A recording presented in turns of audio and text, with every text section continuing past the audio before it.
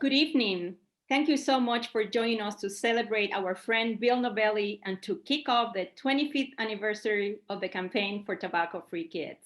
I am Patricia Sosa. I have been with the Campaign for Tobacco-Free Kids since almost the beginning and had the privilege of working on both the US and global teams, and currently serve as the Regional Advocacy Director for our Global Health Advocacy Incubator. For 25 years, the Campaign for Tobacco-Free Kids has taken on one of the toughest fights in public health, the tobacco industry. Tonight, we will hear from Tobacco-Free Kids co-founders, Bill Novelli and Matt Myers, as they discuss the tobacco landscape, past, present, and future, as well as Bill's new book, Good Business, the Top 5 Win Way to Change the World. Before we get started, I want to take a moment to thank everyone who supports our work, our partners, funders, donors, staff, and board of directors. Our success over the past 25 years is possible because of you.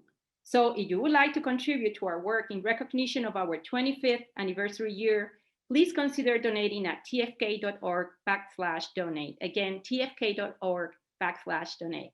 Now, I would officially welcome Bill Novelli, founder and current board member of the chair of the Campaign for Tobacco-Free Kids, and Matthew Myers, president of the Campaign for Tobacco-Free Kids. Hi, guys. Madam Bill, before we dive into our conversation, I would like to share a message from someone who played one of the most consequential roles in addressing the tobacco epidemic very early on. Please welcome Steve Schroeder, former president and CEO of the Robert Wood Johnson Foundation. Steve couldn't join us live today, but was able to record a message for us. Please. In December of 1989, I interviewed as a candidate for president of the Robert Wood Johnson Foundation. And during that interview, they said, Steve, if you came here, what would you do different? And I said, well, your mission is to improve health and healthcare for the people in this country.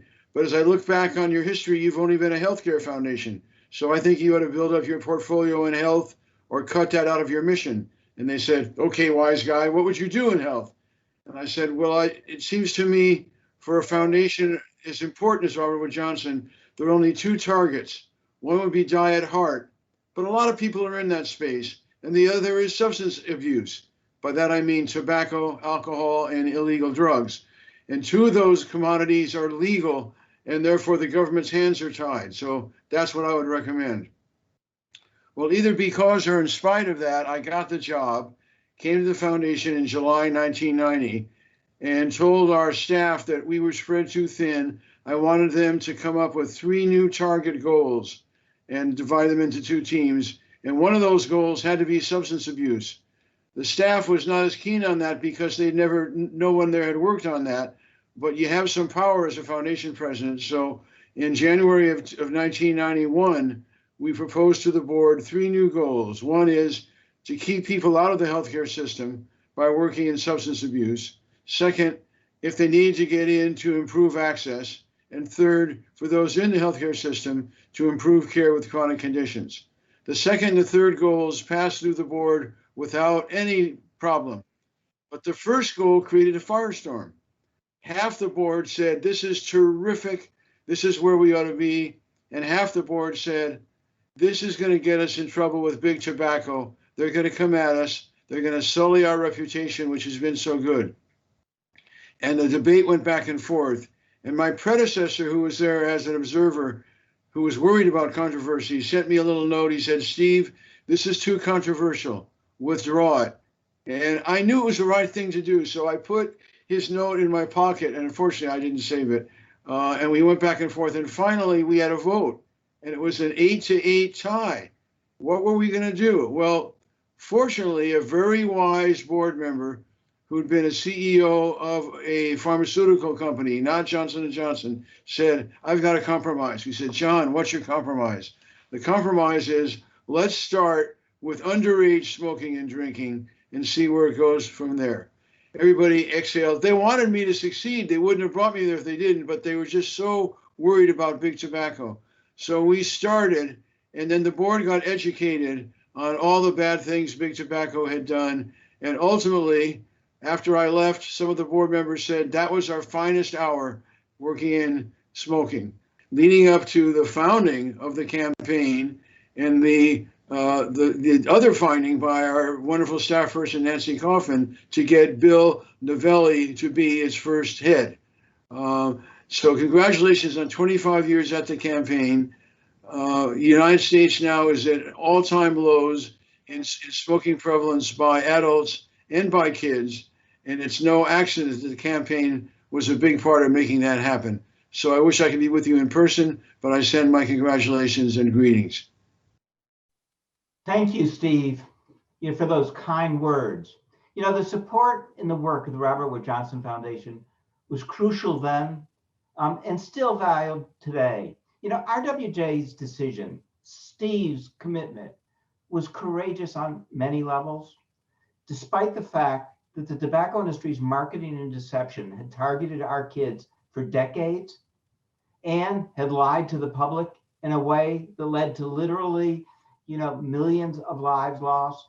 Never before had a foundation taken the risk of investing in an organization to counter the tobacco industry. And never before had a foundation been willing to take on the challenge of engaging the battle where it would have the greatest impact, standing up to the tobacco companies in the political arena and in the media to change public policy and reframe the public debate. The world looks very different today because of your courage, Steve, and your faith in the campaign, in all of our partners. We take it for granted that foundations today do the kinds of things you did 25 years ago, but no one should take it for granted. Neither the Robert Wood Johnson Foundation nor any other foundation had the courage or the vision to take the step and have the faith that you did then. And Bill, thank you for being here. Thank you for taking the challenge in 1995 and 1996 of transforming the campaign from an idea to a reality, and for the unique ability of almost instantly making it clear to everyone who was paying attention that the game had changed. And, of course, one of the reasons we're here tonight. Congratulations on your book. I'd like to begin our conversation by a quick look back at the tobacco landscape when we were created. It's hard to realize today, but in 1996, smoking among high school students was at a 17-year high. It was over 36%. Smoking among eighth graders had increased by 50% in the previous 6 years. Congress had simply not taken up the issue. The media often simply framed the issue in the way the tobacco industry did. It was clear there was a need for bold new action. And as a result of the Robert Wood Johnson Foundation's actions, we were given the opportunity to take that step. Bill, I would love to get your initial reactions about the first of the themes we'd like to talk about today, our initial founding. Well, Matt, listening to Steve and listening to you, and here we are for our 25th anniversary, I'm really feeling nostalgic. I mean, think about what it was like back then. There was smoking on airplanes, smoking in classrooms, smoking in office buildings. I was working at the National Cancer Institute in my Porter Novelli days, and one of our assignments was to work on tobacco because doctors and nurses were smoking at higher levels than the general public. Smoking was everywhere. And you and Nancy Coffin from the foundation, Mike Perchuk and others said, we've got to do something. And you weren't alone. And as Nancy put it, we need a tobacco institute for the good guys. Well, that's exactly right. One of the things as I look back on some of those things that we now take for granted that no one should take for granted. The power of youth, something that we'll hear more about later on today. But our launch date was the middle of June, and before the end of June, we had honored Anna Santiago, who we will all meet later on tonight, as our very first Youth Advocate of the Year award winner. Within 2 months, Anna was in the White House, did an event in the Rose Garden with President Clinton. Within 8 months, she was introducing President Clinton in an event in the Roosevelt Room in the White House. And, our organization has been committed to working with youth, not as youth, but as full partners ever since then.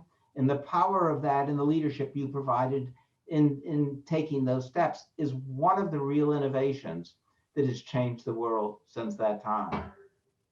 Yeah, we got our idea for youth advocates from the American Heart Association, and it was a big idea. And, you know, youth advocates are fearless. They're absolutely fearless. They can lobby their peers. They can lobby United States senators and everybody in between. And I remember that we started the Kick Butts Day events at about the same time. And one of my favorites was kids putting the Marlboro Man on trial. Do you remember that, Matt? So they would have a judge, a kid would be a prosecuting attorney, kids would be the jury. And it was just a perfect example of youth advocacy at its best. But the other thing, go ahead, Patricia, go ahead, go. No, because I want to build on that idea. I was hired early on in 97, actually, with Danny McGoldrick and Ford.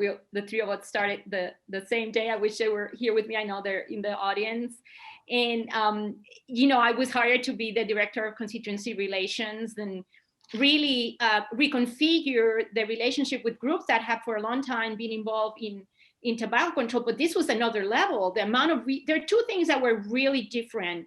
The attention, a president of the United States saying, I'm going to take on the tobacco industry, and an FDA director saying, I am going to regulate this industry. That was huge. And then us having the resources because of Robert Wood Johnson to do the work. And so it was really rewarding to do the work, but challenging because the groups in some ways were like, oh my God, you know, this is like at a different level. We need to be very cautious. And of course, the kids were fearless. You know, that's why the kids were so important, because if you were waiting for the adults, everybody was, you know, so careful until Bill Novelli brought his magic of the paid ads in the New York Times, which every time we invited all the groups to sign on, of course, yes, because for free they will have their name in the New York Times saying, I'm against the tobacco industry, which is exactly where the public health community wanted to be. So we're exciting, but also challenging times. Well, you know, Patricia, the last thing we were was cautious. So we told Steve Schroeder and Nancy Kaufman and the rest of the foundation, we said, if you give us this money, we are going to be aggressive. And we had a weapon, despite all the clout that the tobacco industry had, we had a secret weapon.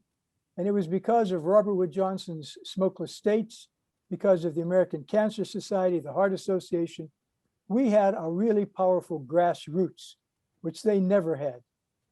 Yes, and I want to mention Pete Fisher, because Pete Fisher was really critical. Pete actually started with you, Matt, is that right? Yeah, Pete was one of our initial hires working with the state. You know, that was one of the, you know, you've all hit on a couple of things. One of the things we learned early on is that our ability to be bold depended upon having a real grassroots. So, you know, the early partnership with the Cancer Society and the Heart Association, who were on our board of directors then and remain on our board of directors today, was absolutely crucial. But it was also crucial that it was a different model. We weren't a coalition. So when, as Bill said, we wanted to be bold, we could do an ad that they would not sign on to because it was say things that they couldn't say. For example, in our very first few years, in the very first year, people forget, there was a real threat that the Congress was going to strip FDA of authority over tobacco products. And we ran a series of ads around the country with pictures of senators. Then the headline of this, the ad was, whose side are you on? It was the kind of ad that had the potential to really infuriate people. So that we ran those ads under our name and our name only. Our partners were thrilled that we could do something that they didn't get blamed for. And I still remember one week we ran an ad on a Sunday, and I came into the office on 8 o'clock the Monday morning. And I had a phone call from a senator from a state who I won't name, to say to me, he had seen the ad the night before and he just wanted us to know that we had not gotten his attention. So calling us at 8 o'clock in the morning, but that was, you know, that was one of the innovations. It was an ability to work in partnership, but have an organization that could do things and move more quickly than a coalition could do. So it was the right combination, but it required good partners willing to trust us, good partners willing to be partners at the right time, and good partners recognizing the real benefit to the entire movement when we did things that they couldn't do. Yeah, you're right, Matt. And we got in trouble and we loved it. You remember when one congressman's office called us and said, "Don't run that ad you told us you were going to run. We're coming your way." And I do. And I remember our response was, well, all you have to do is sign on to the piece of legislation we're talking about and the ad won't run. And if you remember, that happened more than once where they did. Yeah, yeah. And about 2 weeks in, I got a call from a guy at Burson Marsteller, the public relations agency for Philip Morris. And he said, "Bill," he said, "they're doing a dossier on you." And I was really nervous. I thought, are they going to poison my dog? What's it about? I said, "Well, what do they want to know?" And he said, "The main thing they want to know is, are you competent? Can you hurt them?" And I said, "Well, what did you tell him?" He said, "You don't have to worry about a thing. I told him you were totally incompetent." I want to say that at the same time that we were courageous, we worked hard in keeping the coalition together and bringing the other groups along. That we did not let them too far behind, because we understood that at moments we had to ask the sort of the guerrilla tactics, be really smooth, very aggressive. And other times you really needed the organizations. We really needed the voluntaries. We needed the medical societies in particular, that really were terrific partners, willing to know when to be in and when to be out. So I think that was really important and central for the long term, really the long term model of the campaign, and for us to be where we are right now. You couldn't be more right, Patricia. It is the partnership, the ability for an organization within the partnership to move swiftly, to move boldly, to take risks, and yet still be close partners with our core partners, because it's the combination that makes things work. I mean, one of the innovations, and I give Bill you a lot of credit for it, is we recognized from the very get-go that we had to use all of the tools in our arsenal. That advocacy isn't just lobbying, it isn't just paid media, it is bringing together in one place the best of the research, so you can anticipate questions and answers, the best of working with young people and in close partnerships and building a grassroots and holding the partnership together, and the best of direct advocacy and communications all coming together. And that's a lesson that we continue to learn and we continue to work on as we move from the United States to our work overseas. One of the things that's been successful is bringing that model of advocacy to the work we do, and continuing to innovate. To me, that's the most exciting part about it, is the willingness to continue to innovate. Patricia, what I thought, one of the things that people don't realize who don't look back is we were created in June of '96, and it was like being dropped in the middle of a firestorm. People don't realize how much was going on then. David Kessler had announced he was asserting jurisdiction over tobacco, and the tobacco industry was in an uproar. And the person who I'm going to bring in right now for us to talk about as well had literally transformed the thing. And what I want to do is bring into our conversation a real old friend, Mike Moore. It's impossible to overstate, the impact that Mike has had. In 1994, Mike was the Attorney General of Mississippi, an unlikely place to look for a tobacco control champion. But Mike was the first Attorney General to sue the tobacco companies. And he was literally the Pied Piper who talked every other Attorney General in the United States, with one exception, interestingly, Jeff Sessions, then the AG of Alabama, into joining him. We thought Mike was courageous and we thought Mike was brilliant. Others thought he was out of his mind. The governor of Mississippi felt so strongly that Mike was out of his mind that he got the legislature to prohibit Mike from spending any money on that lawsuit. But, let me tell you, that governor and a whole lot of people underestimated Mike Moore, but they'll never do it again. That lawsuit and Mike's commitment to public health really changed tobacco control history. No award can repay Mike for what he did. But in 2003, we had the honor of giving the campaign's champion award to Mike for all that he had done. Mike, if we can, I'd love to bring you into this conversation. because, in some ways, our work with you began even before the campaign was formed, and we were in the crucible and the fire together with that. Mike? Oh, there's no question about it. I was listening to all this and reminiscing in my mind about all the craziness.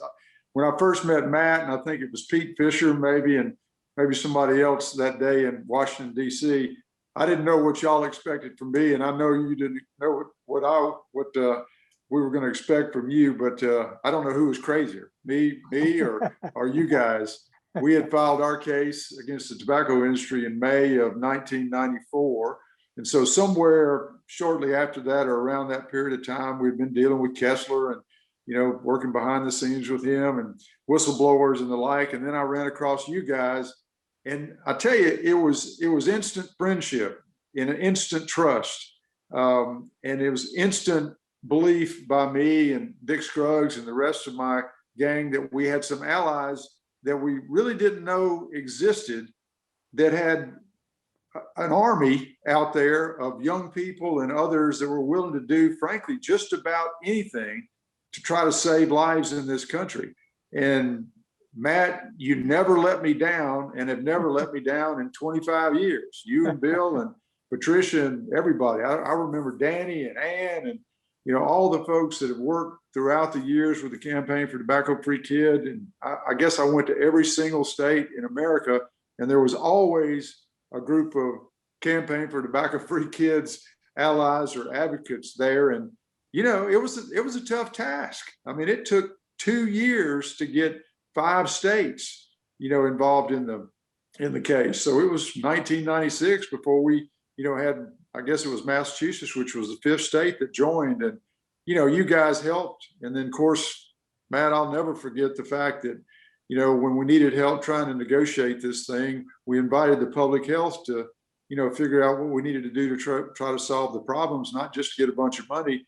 And the person we chose to sit at the table with us was Matt Myers and the Campaign for Tobacco Free Kids, not because you're the smartest guy in the world, you probably are, but because you were the most committed person we had ever met, and the campaign was the most committed group that we'd ever allied with. And I will never, ever forget our friendship and how you guys, were always there and had our back. Nothing would have ever happened in our litigation if we didn't have y'all's expertise, and I certainly appreciate it. Well, Mike, you were our hero. I remember when you first brought that suit, and you said the great state of Mississippi never smoked a cigarette. And then you proceeded to sue the industry, and we said, wow, this is what we need. You were a hero. Well, thanks. But we formed a team, a coalition. I was actually, when Steve was talking, I actually remember something that I'd forgotten about. It was the Robert Wood Johnson Foundation that actually behind the scenes helped fund an epidemiological study for us that helped achieve what we call the smoking attributable fraction, which basically means how much of the healthcare costs were attributable to smoking. And that had never been done before. And it was the funding that Nancy Kaufman and Steve and the rest of the folks there, with the help of Matt and others, got for us, that gave us that piece that helped us in our litigation. I mean, it's an amazing coalition of people. Well, and it was a very courageous act on your part. And I would tell you, as someone that did work in the US, and now I'm doing work internationally, including supporting some countries that are litigating the tobacco industry, you are a role model. That work, it's living on. And the legacy is not just impacting the US, but it's impacting the world. So yep. It's very impressive. And what the good thing about it all is when Matt said that 36% of the kids were smoking back in that time period when we filed the case and when the campaign was started. If you think about what's happened, we're down below 5% of kids smoking in America. Nobody ever suspected that we would get that low. And frankly, on the other side, the adult smoking rate is so much lower. It's been cut way in half, more than in half. And I frankly give a lot of credit to the Campaign for Tobacco Free Kids for doing that, because, I would always say that you guys didn't really have any rules to follow. You just did what you thought you needed to do every single day, all the time. which is kind of the way I operated too. And everybody else played by some rules, and we played outside the lines, and I think that's why we were successful. You know, Mike, I think, thank you. But you know, one of the keys, and one of the things that I think has made the campaign successful is we have a role to play, and we know what it is. But we know that we only succeed in partnership. And you know, and it's a partnership that goes every which way. I mean, I started out by saying how fortunate we were that the Cancer Society and Heart Association had the courage to join our board from day one, and have been our partners through thick and thin. But you know, we're also smart enough to know that we need to have champions in government. You were one of those, and the champions in government only can accomplish when hard things if they know they have support on the outside. Right. You know, I never really told the tale, but before the campaign was started, while we were talking about it, I received a visit from a senior person from David Kessler's staff who said, David is about to do this, but he is really concerned that the political muscle isn't out there to defend him when he does. And that kind of calculation is something that every governmental official who wants to do the right thing needs to know, that they have that support. You know, and it wasn't a surprise to me. You know, we all forget, Bill Clinton was the first president of the United States to take on the tobacco companies. That was 30 years after the first Surgeon General's report. And I'd like to think that one of the reasons he had the courage to do so was he looked out and he saw there was the political support. There would be people who would stand up and would defend him and make the argument in the media and make the argument in the halls of Congress and work with community leaders across the country.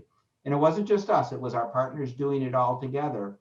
But I think that, you know, we underestimate the importance of that, and enabling public officials who have courage, who want to do the right thing. And you're the best example of it I've ever met. To step forward and do so. We owe it to you to be there so that when you step forward, you have a chance of success. Yep. I remember when we were all gathered at the White House and the president announced the, you know, assertion of jurisdiction over, you know, for children, for kids smoking.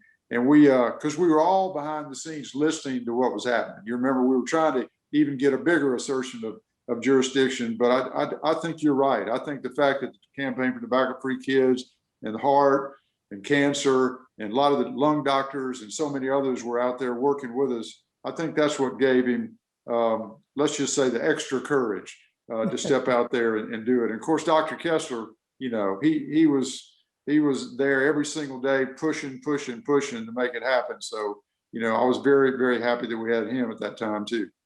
Well, it was an amazing collaboration. I think we can be here for a long time. It was an incredible history.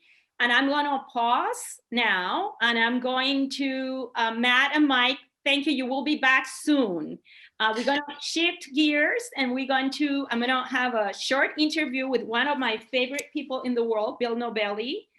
Bill Novelli hired me with Matt Myers at the Campaign for Tobacco-Free Kids in 1997, and he's been a friend and a mentor since then. A really extraordinary, and one of the honors of my life is really having that friendship with Bill and all the support he's giving me personally, and the support he continues to give to the campaign, not only as a founder, but really the chair of the board for so long.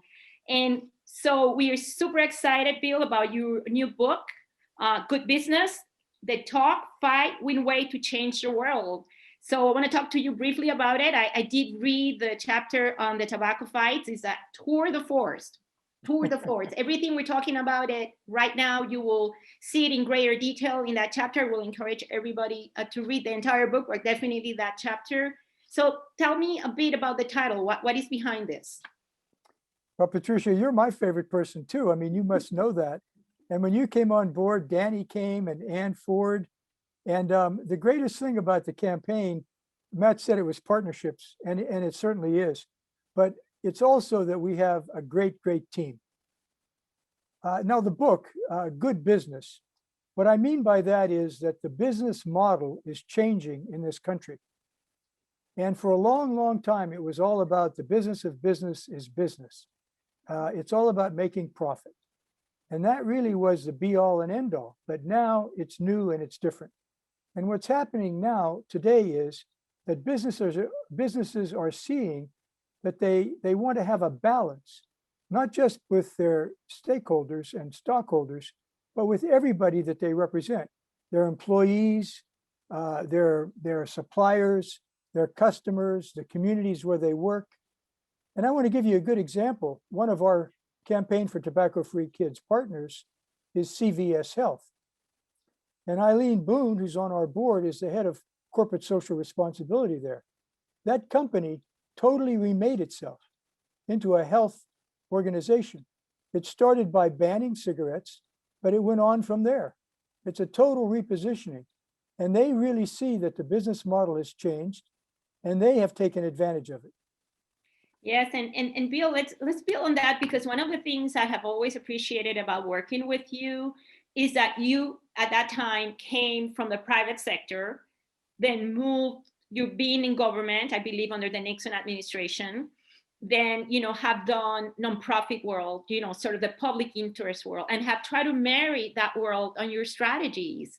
You want to talk a little bit more about that? Because it's really, I think you're one of the pioneers of that concept and really have made it a reality for us at the campaign. Well, I've had a long career. I guess that's definitely true. About half in the private sector, about half in the nonprofit world, and a short stint in government at the Peace Corps. And what I've really learned is several things. Number one, if you're going to be a marketing person, which is what I am, you can't just focus on individual behavior change. You have to focus on changing social norms as well. And that's where policy comes in. And that's what you do and what everybody has done in the campaign. So if you've got a combination of policy advocacy and individual behavior change, then you can win. And the other thing, Patricia, is that these huge problems that we face, tobacco around the world, global warming, south to north immigration, all these different things, they're way too big for endless combat. We've got to get everybody at the table. We've got to talk, and we've got to fight, and we've got to do so in order to win. And that's what the book's title is about. Excellent. And I have to say, for the participants that have been working started working in the campaign recently, now you appreciate the roots of the TFK model. And it's really social norm, change through law, and Bill and Matt sort of started with that concept, and it continues to be our DNA. So Bill is really describing our DNA, which I greatly appreciate. I'm gonna go back to the tobacco wars and that extraordinary chapter, the details of the tension that you guys lived through. These were difficult times. These were challenging, big issues, big league, as you like to say. I remember you were always talking, we are in the big leagues. Tell me about that and how you connect that history with where we are now with the tobacco epidemic. Well, it's what Mike Moore was talking about. We have really driven down adult and kid smoking in the United States. But at the same time, the lesson learned here is you can never let down your guard. Now we face vaping. And we have these new technologies that the tobacco industry is coming out with, which they often call heat don't burn. All these things are the tobacco industry never giving up. And then from your own work, Patricia, that around the world in low and middle income countries, it's the wild, wild west. They're doing what they did here 25 years ago. And so we have our work cut out for us. As much progress as we've made, there's much more work to do. Absolutely. And the industry is a mighty opponent, isn't it? In some ways, they make you better, particularly because our model is to keep fighting. Every day is a new opportunity, and we're not going to give up. And I have to say, Bill, that the global work has been fascinating because, we made a lot of progress. The industry is definitely moving to middle and low income countries, but those countries also have taught us a lot of lessons. So that's been really exciting and having that opportunity to share that knowledge. And I know that's been also your experience. And now I want to go back into sort of the bigger picture and how this model is not only about tobacco, but the big challenges of the world, really, Bill, because we are in a political moment that is very challenging for all of us. And I think your book may have an answer for some of those challenges. And we're not going to name anybody, but we are in a challenging time. How can we, in the context, and let's talk about US at this point, in the political context, an organization like ours committed to public health, committed to social change, to equity and inclusion, what are your thoughts about moving forward with all those lessons that you learned from your many years of an extraordinary successful career? Well, Patricia, we all know that we're in a toxic political mess in this country, and we have to face up to it. And I am an optimist. I have seen in my own lifetime that we've had these problems before, and they tend to be cyclical. So in the Vietnam War era, we had huge problems just as we do now. They were slightly different, but huge problems. And so I see two ways out. Number one, I think we need to work in coalitions. We need to work in teams. We need to work the way Matt was talking about earlier, all working together to deal with these problems. And of course, that requires leadership. And the second thing is we need to cross the aisle as individuals. So in the book, I talk about Bill Frist and Olympia Snowe, two Republican senators who had the courage to cross the aisle and try to make things better. And the lesson I take from that is all of us as individuals, we have to cross the aisle. I've got people in my family I can't talk politics with. We talk football and we talk family.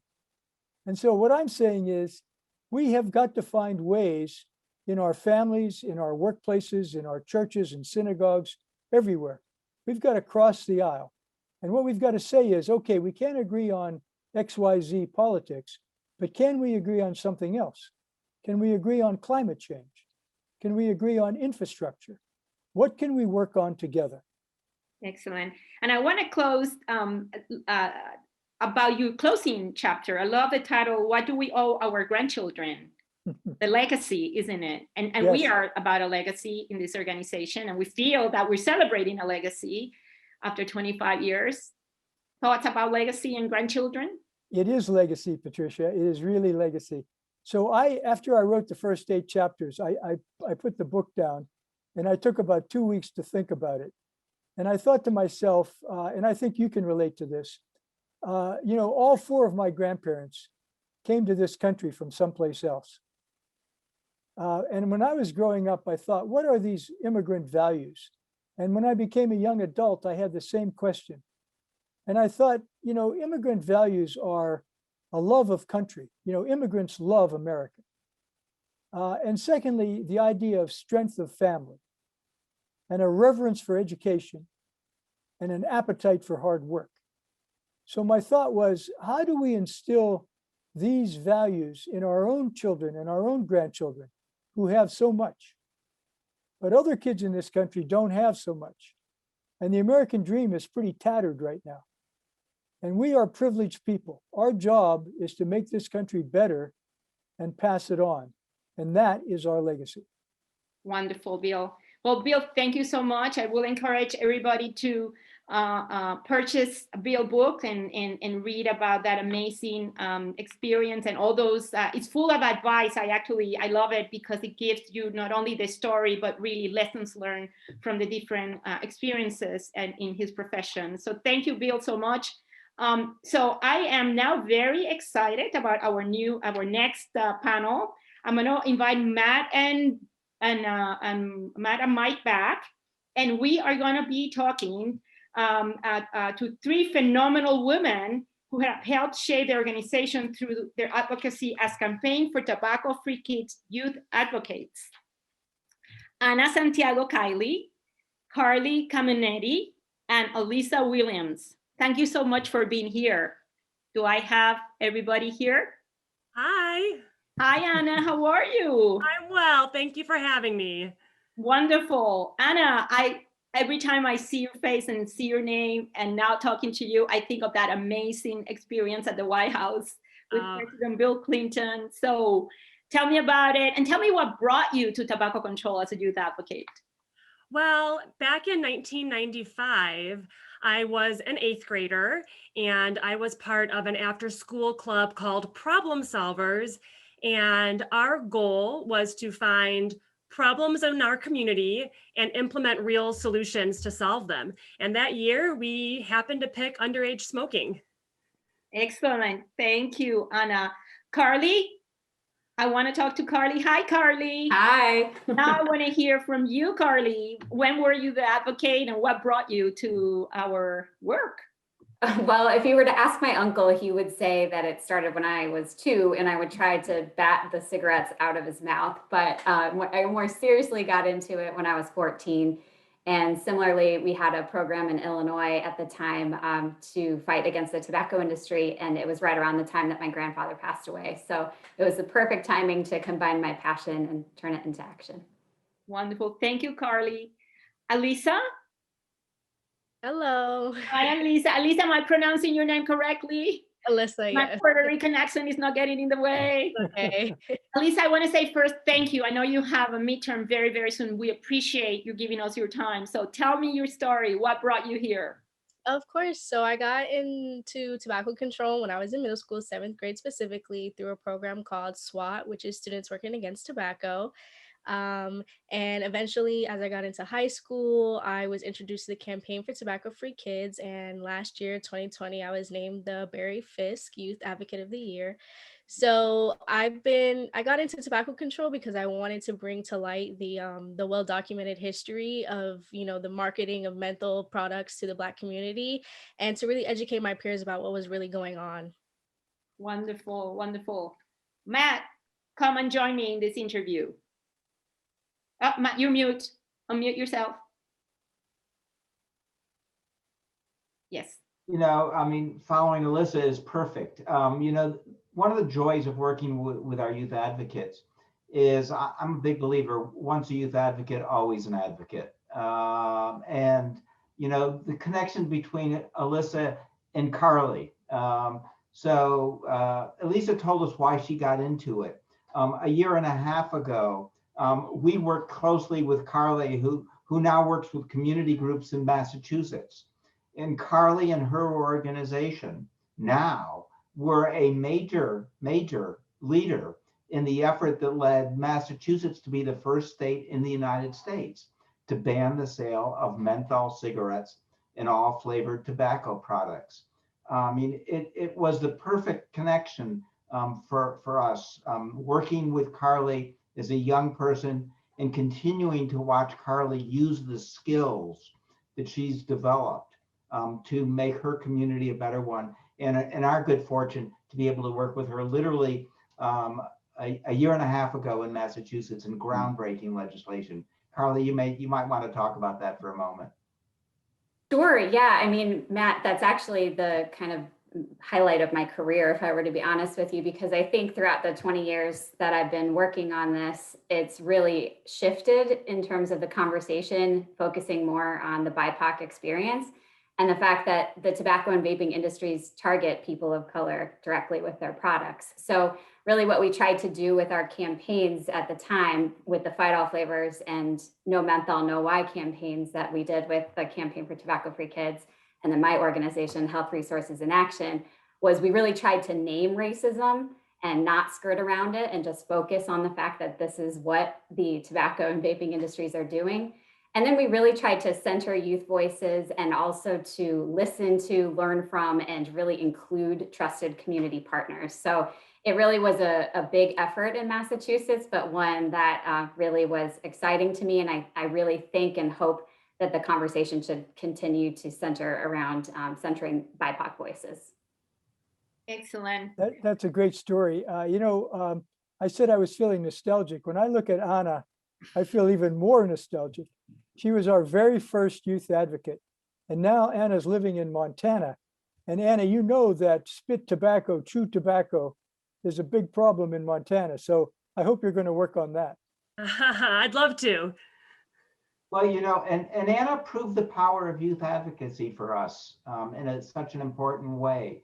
Literally, it was within a few months of Anna being named that she was in the White House being introduced by then Vice President Gore, introducing President Clinton, and demonstrating the real power that youth can have when their voices are united.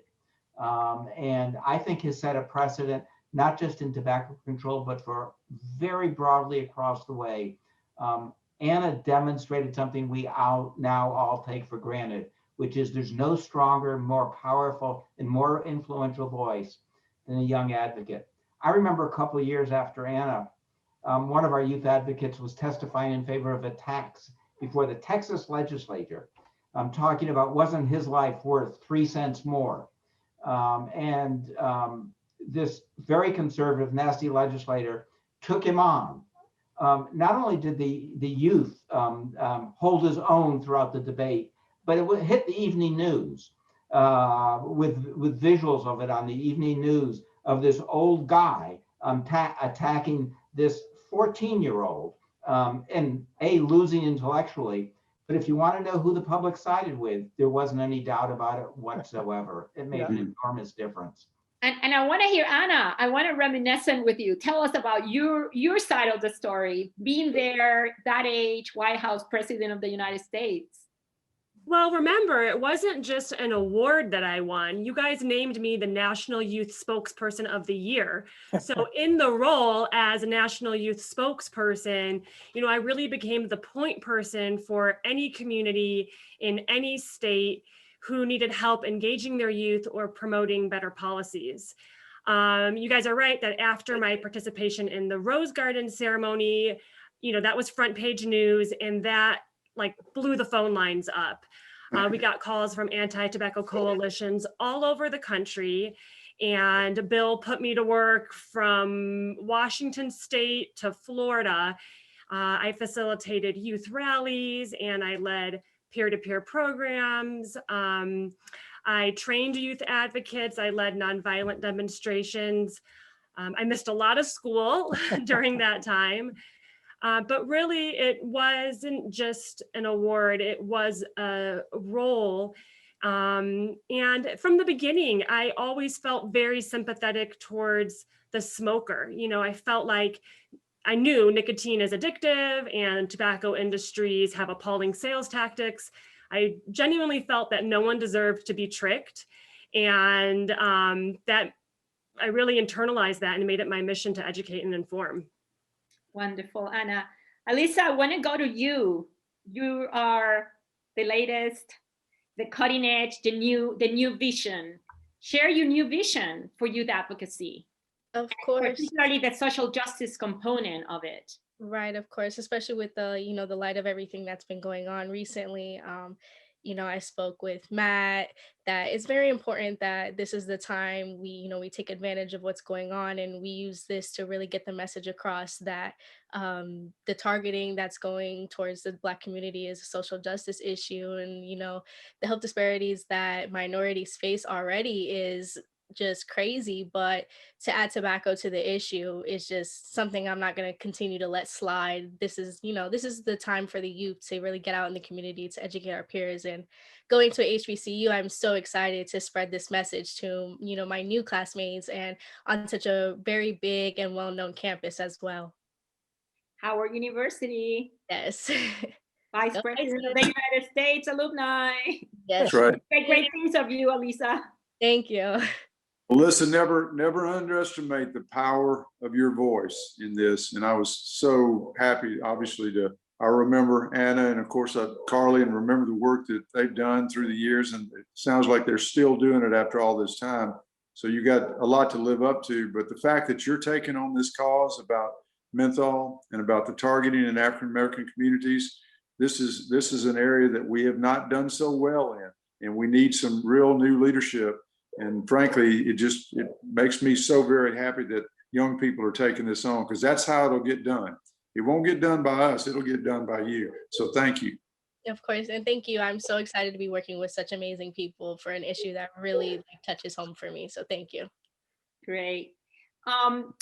We have to close this panel. It's been wonderful. Another panel that we could go on and on. You are wonderful, young, talented people. Go ahead, Matt. Just one quick thing before we close this panel. Yes, go ahead. One of the growths of working with youth has been the creation of the Truth Initiative, which was a direct result of the state AG lawsuits originally. And it has created a real partner for us because Truth does some of the most innovative ads that we have seen anywhere, and become even more important now that we're working on issues like e-cigarettes. But equally important because Truth is our partner on many of our youth advocacy activities as well. And they provide an additional forum for young people to become engaged that is so vitally important. So, as we look at it, this goes back to our concepts of partnerships. It's not just political partnerships. It's our partnerships in working with young people, our partnerships beginning to expand the organizations who are engaged so that we can take on this menthol issue, and so that we have an army that is strong enough going forward to tackle the challenges we still face. Matt, I'm really glad you brought up the Truth Initiative. Their work has been absolutely terrific. And Robin Koval is a consummate advertising professional. And I want to especially say that I loved the comments that you and she made in Fortune magazine when Philip Morris was basically trying to be seen as legitimate. And what you two said was, it's the height of hypocrisy for Philip Morris to claim it's trying to solve the tobacco problem while aggressively marketing cigarettes around the world. So a shout out to Robin and to the Truth Initiative. Yeah, and to our creative young people that are energizing the movement. That's why we're being successful. So keep at it. Thank you. Thank you, Alisa, Carly, and Anna. Thank you so much for joining the panel. We're going to take some questions from the participants. I want to ask Mike and Matt and Bill to stay on. And we have a question from someone that was with us at the very beginning, Mike Kirschenbaum. Very exciting. Hi, Mike. Wonderful to know that you're here. And he wants to hear from Bill and Matt about the early days and the Advocacy Institute's role in hosting TFK. Wonderful.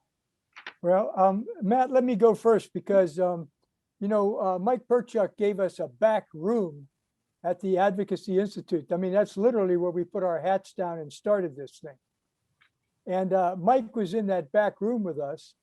And we probably had, 20 square feet in which to operate. And Mike Kirschenbaum was a terrific guy. And that's my memory of him and of Judith Glantz. And I think those were the three of us in that back room in those days.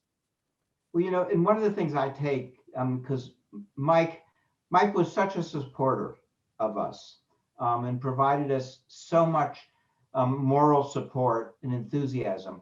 But one of the lessons I learned from Mike Perchuk, which I remind myself every day as we do the work in the campaign, is one of the geniuses of Mike was he never found a new idea that he didn't enjoy bantering around and thinking about. And one of the things I love about the campaign is that we may be 25 years old, but I think of us as 25 years young, because I still see within the campaign staff the enthusiasm for new ideas, new approaches, new way to tackle problem, new way to improve on the kind of advocacy we're doing with regard to it. And I attribute, as I think back, Mike was a mentor in terms of you only grow old when you stop thinking of new ways to do things and new ways to tackle problems. And Mike never did. Matt, it's fascinating you're saying that because that's exactly the lesson I feel I have learned from you as a professional. So it's good to know it came from Mike. Big fan of Mike Perchuk, big fan of the Advocacy Institute. Great question, Michael. We got a second question to Mike Moore, which is, how do you convince your fellow AGs to finally join you? Well, it was back in those days, it was kind of tough, I'd go into the office of an attorney general and I'd tell them what proof I thought we had against the industry. We had all these documents and some whistleblowers and that, and then I'd leave thinking that I'd done such a great job. The tobacco industry would come in and threaten them and basically say this would be the worst political move they'd ever make. And they shouldn't do it. And then they get other industries to come in, even some of the oil industry, and other people would come and join with them. So it was tough. I mean, when I say they were threatened, I'm serious. They were threatened all over the country, but slowly, one by one, obviously Florida, and Texas, and Minnesota, my friend Skip Humphrey out there, and then of course Scott Harshbarger in Massachusetts joined as the 5th state, and you were well on our way. But it was all Democrats. And then later on, we got the first Republican when we went out to Arizona and got Grant Woods to join up, and Carla Stovall from Kansas about the same time, and we're off to the races then. So after about another year or so, we had 25 states, and pretty soon I started getting some calls from the industry going, maybe we ought to sit down and talk. So yeah, it was, let me tell you, the men and women that were attorney general back in those days, I'd fight with them anytime, any place. They were a terrific bunch. Christine Gregoire from Washington, we used to call her Tiger Lady. I mean, she was just tough as nails. So my great friends and allies, and we wouldn't have made it unless it was a big team effort. Excellent. Thank you, Mike. Patricia, yeah.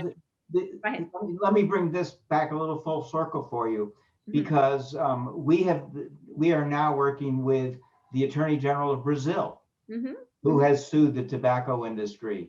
And when we were looking to think about how we would convince them to take this seriously, we brought in Mike and Grant Woods to talk about how the American attorney generals have done so, and how they put the case together. And equally important is how they built the Public Health Coalition to support the case. And Mike, one of the things you'd be proud of is the Attorney General of Brazil, despite all the craziness that's going on down there, has really followed that roadmap. Yep, that's great. And a quick shout out to our moderator. If anybody could talk people into it, it's Patricia. And she's done that. That's right. I don't know. Persistency and shamelessness, She was at that meeting. Thank you, Matt. Okay, so we have a question for Matt. What is the one thing we can do to fight big tobacco moving forward and be an ally for the communities of color being targeted? And starting with Matt and anybody else that wants to respond. It's a complex question. The tobacco industry, as insidious as they are very smart. They knew before everybody else did that they needed political support in order to continue to sell a product that, when used as intended, killed people, and spent a lot of time and a lot of money trying to silence the African American community. One of the things that gives me hope, and we're working now in a campaign that we've created called Campaign for Culture, to reach out to a broad range of mainstream, significant African American organizations to create the coalition that is the real grassroots that will have the potential to begin to change that on the ground. This needs to be done in a coalition led by African American organizations who care about the people in their community and who are prepared to say, as Carly's sign behind her say, no more menthol. It's time to do that. So I have to admit to you, 2021 is the first time in all the years I've worked on these issues that I'm optimistic that there is a coalition being built that has the capacity to change this debate and to bring about real change. When we worked on legislation on this issue, 2000, 2008, 2009, the vast majority of the members of the Congressional Black Caucus wouldn't support us. Last year, in the House of Representatives, we passed legislation, the first time ever that a House passed legislation that would have banned menthol cigarettes, and it was supported by 80% of the members of the Congressional Black Caucus. What makes me optimistic and what makes me excited about the role we're playing is working in partnership with all of those organizations to give voice to the kind of concerns we heard Alyssa raise. Excellent. We have one last question, and it's because it's Robin Koval at Truth. She's very appreciative of all the wonderful words you said about the Truth Initiative. And she wants some comment about Can we talk a little bit about how we mobilize to combat the industry's growing charm offensive? By the way, Robin, that's global, not just the US, to be seen as part of the solution and demanding a seat at the public health table. How do we counter that? First of all, I think it's the lesson that Bill mentioned early on. This is an industry that will never give up, never give in, and will constantly evolve with regard to that. And the lesson for all of us is that we have to be equally persistent. We have to remind the public, this is probably the 25th time the tobacco industry has announced that it is reformed, that it has announced that it has created a new generation of products that are going to save lives, even while continuing to addict a whole new generation. But what we have to do is we have to be smart about it. We have to organize all of our allies so that they understand the history. We have to document clearly the fact that they continue to market the most deadly products to the people, even as they use these other products as a diversion. And we need to point out the statistics as clearly as we can. Despite all the progress we've made in the United States, we have more kids in the United States today addicted to nicotine than we've had since 2000, because this so-called reform industry has been conducting the very same kind of marketing campaigns and using the same kind of images to attract a new generation of kids. But Robin is right. We will only win this battle if we stick together, stick with it, stick to the science, and really galvanize our entire community. It isn't easy. It's as tough a fight as we've ever had, ever before. The good news is I think we can win this one, but this will, just like the earlier fights, this isn't going to be for the faint of heart. We're going to have to really dig in and do this. And as Patricia can tell us, we are seeing this in every country in which we're working. Absolutely. The global strategy. Well, I want to close this panel. Fabulous. Thank you, the participants, for wonderful questions. Mike, thank you so much for being part of this panel and your contribution and to your ongoing support of the campaign and tobacco control. And so we are closing, and I want to give the floor to to Matt and Bill to close. Matt, you want to say some closing remarks? Well, first, let me thank you, Patricia, for all of the years of work and for moderating this panel.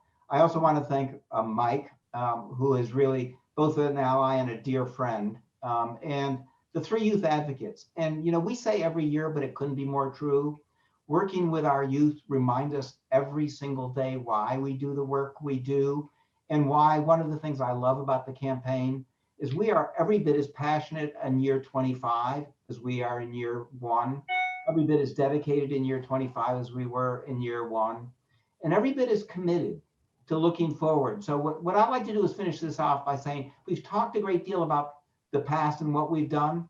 I'd like to close about talking about the importance of where we're going, because I think that's the real key. For us, the 25th year is not just a celebration, but it's an opportunity to recommit, to bring new energy and perspective to our work, to use the year as a catalyst for talking about what we can accomplish, not what we have accomplished, and to set bold new goals for the future, every bit as bold as we have for the goals we've done. At our last board meeting in December, we talked about reducing tobacco use, cigarette use among our nation's kids down to below 2%, to making sure that these goals impacted everybody, no matter where you lived, no matter what your demographic was, so that it's not the rich and the poor or a certain demographic that is that. And we bring the same commitment to global tobacco control. Robert Wood Johnson had the faith in us 25 years ago. I want to say a shout out to, Mike Bloomberg and Bloomberg Philanthropies had the same faith in us when they decided to tackle this problem in low and middle income countries. And I don't think it's a surprise that not just with us, but the Bloomberg Initiative, working with all of our other organizations in low income countries, have bent that curve as well. When we started doing that work, smoking rates in low income countries across the globe were going up. Since 2013, they've been going down. It is the power of change. So for our 25th year, for me, what makes it exciting is we were an organization created to take on tough challenges, to bring new innovations and sophisticated approach to it. And today we have the same energy and commitment and are spending the time saying, how do we make the second 25 years even more impactful? How do we ensure that if we come back to this and have another conversation 10 years, 15 years from now, we are talking about the first tobacco-free generation, not just among wealthy kids, but among all kids. And that we have made a fundamental change around the globe so that the tobacco industry can bark all it wants, but that we'll keep moving forward. So I want to thank everybody who joined us tonight. What we plan on doing is a series of events that focus on different components of the tobacco control work that we and our partners have done to showcase major moments, but not to look back, for the sole and exclusive purpose of saying, how do we do better? How do we bring about even more change going forward with regard to it? I know tonight we've been joined by some of our key partners, donors, people who have had faith in us, supported us, worked side by side with us. You know, we couldn't do the work we do without you. You know, tonight, in honor of those early days, you know, we've given shout outs to, you know, a number of people who have, you know, really made an enormous difference. You know, Steve Schroeder at the Robert Wood Johnson Foundation, you know, introduced us. You know, Nancy Kaufman, the vice president of the foundation at the time, was a key. And to all of the long-term members who've worked with us for years and years and years. And a special shout out, a unique person. You know, in addition to Bill and I, the one other person who's been with us since day one is Deborah Shackelford, our receptionist, the person who has been the door opener for every single person who's ever entered this organization. It's a real commitment and demonstration of the work that's gone on. So Bill, I want to say again, congratulations to you on the new book. It is every bit as exciting and important as you've said. But even more importantly, I want to thank you for the role you played in getting the campaign off the ground, defining who we are, setting our agenda, being my partner, both when you were at the campaign and as a member of our board for all of these years. You have really, really made a difference. And with that, let me turn it over to you to finish out the program. Well, thank you, Matt. I have never had a greater honor than being part of the campaign for tobacco-free kids. You know, the 25th anniversary is amazing to me, 25 years. And our theme going into the anniversary year is taking on the toughest fights. And that's exactly what we've been talking about tonight. And I want to thank, as Matt did, everybody that's been part of this. You know, we have a huge set of partners, of alumni, of people on the team, people fighting the good fight. And the big question, and Matt laid it out there, the big question is what's next? What's possible over the next 25 years? So everybody's support will help the campaign to make even more progress around the world. So please visit tfk.org/donate to make a contribution. Together, we can create a more equitable, just, and healthier life for all of us. Thanks to everybody for tuning in tonight. Thank you again to Bill, Matt, and our special guest. If you would like to order Bill's book, and you absolutely should, you can buy it at Amazon, Barnes & Nobles, Books A Million, and other retailers. To learn more, visit billnovelli.com. To learn more about our work and current priorities, please visit the Campaign for Tobacco-Free Kids and the Global Health Advocacy Incubator websites. And finally, stay tuned for more 25th anniversary events as we continue taking on the toughest fight. Have a great night.